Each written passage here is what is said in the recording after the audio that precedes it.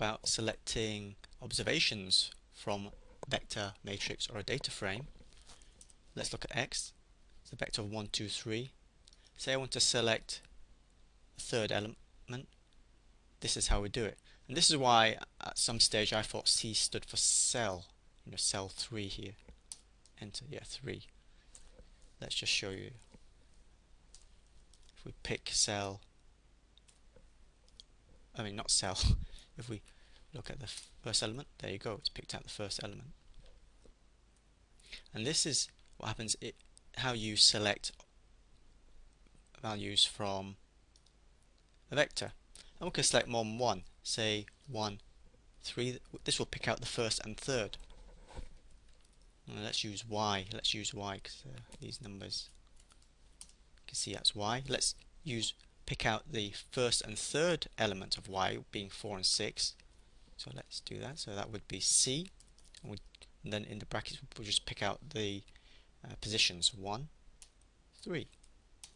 See, 4 and 6.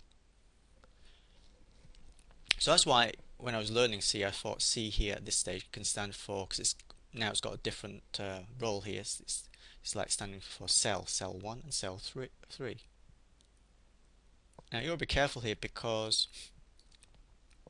when it comes to matrices, this thing has a different interpretation. So let's do it for a matrix. So we've got this matrix, 2 by 2 matrix A. Say I want to select some things. Now we put the name of the object and the square brackets now, because it's a matrix with the cells are defined by row and column. So what happens is we've got two arguments here. The first one, before the comma, this first one refers to the row, second refers to the column. So here is telling me to select from the matrix A first row and the second column. Well, first row and second column is actually the value 3 there. Next, with this matrix here, now I've got an empty space, comma, and then C1. This tells me that across all rows, since I've not specified it, across all rows I pick the column 1. So in other words, I've got 1 and 2. Column 1 across all rows, 1 and 2. So these are the members, 1 and 2 there. Likewise, I could select across all particular row. So here I've selected across row 1. Now an example from a data frame. Let's look at what a data frame that is already in the R, so you don't have to download anything. Tooth growth data, 3 variables, length, dose, supplement and dose. To work on it, I'm going to attach it. Okay, now guess what's going to happen when I press enter. So I've got tooth growth, square bracket, comma, C2. What you should be thinking is that it's got, as I said, 3 variables, 1, 2, 3. C2, this is 1, 2, 3. It's going to pull out all this, isn't it? Column 2 across all rows, you see. So it's going to pull out all this sup elements of sup. There you go, all of it. Okay, next we turn to excluding values, observations from your vector, matrix, or data frame. You might want to do this if you want to remove outliers. You've got a couple of values you want to take away.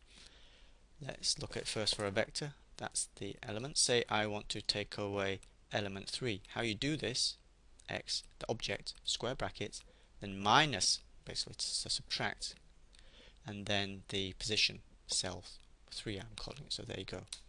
So you've got 1 and 2.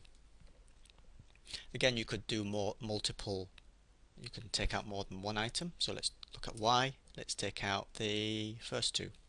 How would I do that? Have a think. Okay, well, let's do it. Yes. Let's do it for a matrix. Now what will happen if I run this command? Is that what you thought?